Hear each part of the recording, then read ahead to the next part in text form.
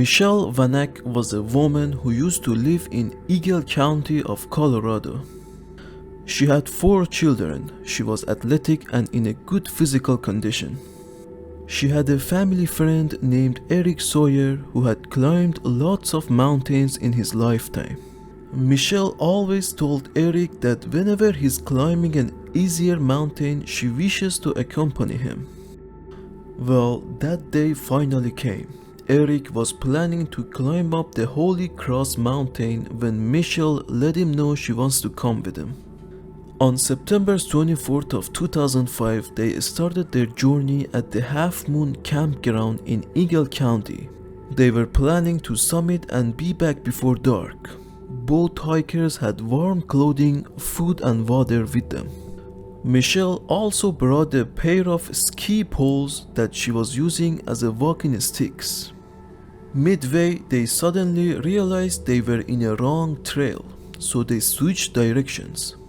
At 13,000 feet, both hikers complained of headaches, which is a common phenomenon at high altitudes. During the hike, Michelle was always 60 feet behind Eric. At 1:30 p.m., 400 feet below the summit, Michelle told Eric that she couldn't go on anymore. She said she was out of water, tired and wanted to rest. Eric told Michelle that they could return to their cars at that time, but Michelle insisted that he make the summit.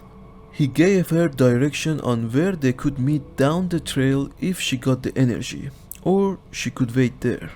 At 1:42 p.m., 12 minutes after Eric left Michelle, he made the summit. There were others at the summit who were signing the log and taking pictures. Eric signed the log, took some pictures and called his wife. He told her he had to hurry to get back to Michelle because she was alone.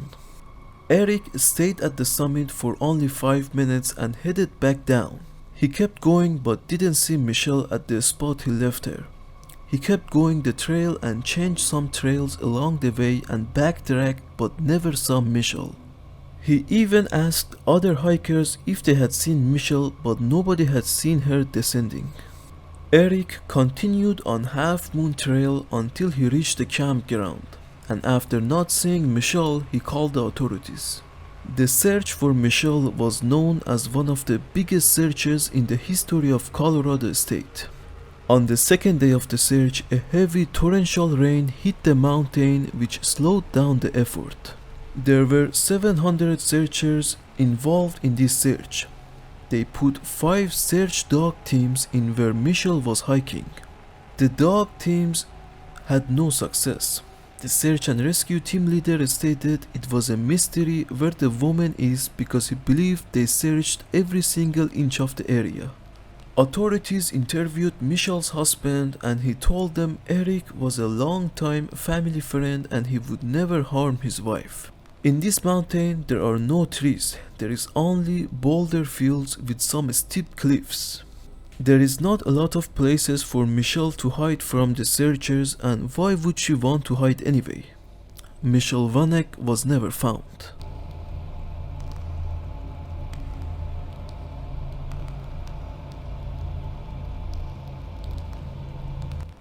Federer family had a ranch 10 miles north of Cheyenne, Wyoming. They had a 6-year-old daughter named Janet. On September 29th of 1948, Janet was playing with her 2 dogs in the family's yard. At around 1 p.m., the family realized they hadn't seen Janet for a while, so they started shouting her name and searched the immediate area. This area has lots of ranches, farms and lakes. When the family couldn't find Janet, they let the authorities know of the situation. Searchers came to the scene and combed the area.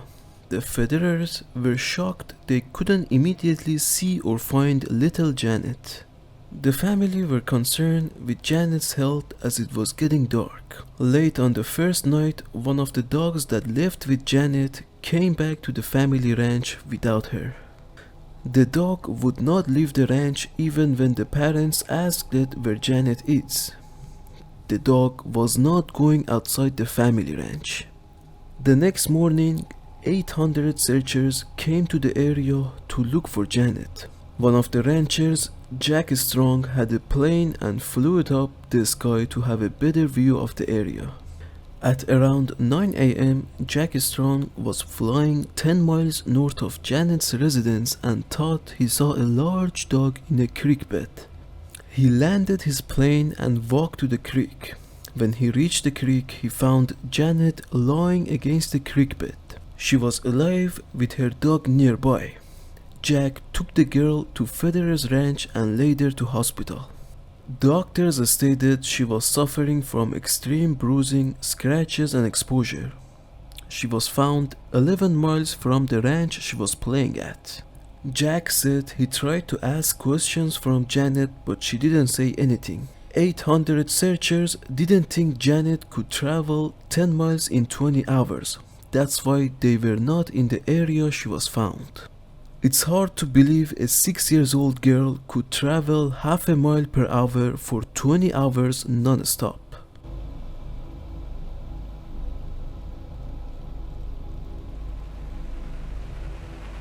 Brennan Hawkins was disappeared 5 miles from another missing person, Garrett Bardsley, during a 1-year period. Brennan Hawkins was an 11-year-old boy who went to camping with 1,400 other Boy Scouts on a weekend in June of 2005. On Friday around 5:30 p.m., Brennan had just climbed up a rock climbing wall and was removing his equipment.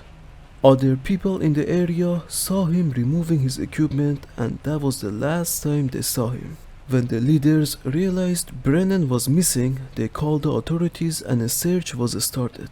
For 3 days they didn't find anything. Most of the search was being done in an area downhill from where the boy vanished. On the 4th day, a searcher was outside the search grids and uphill from where Brennan was last seen. As he was walking the area, he found the boy standing in an ATV trail. Forrest Nanley, who found the boy, stated he came across the boy standing in the middle of the trail. Brennan was all wet and muddy. He was found near Lily Lake 5 miles from the point he was last seen. When they tried to talk to Brennan, he couldn't remember much. He believed he was only gone for 1 or 2 nights. He couldn't even remember he went to camping. He stated it's all blur to him. How Brennan lost his memory and dodged the searchers for 3 days remains a mystery to this day.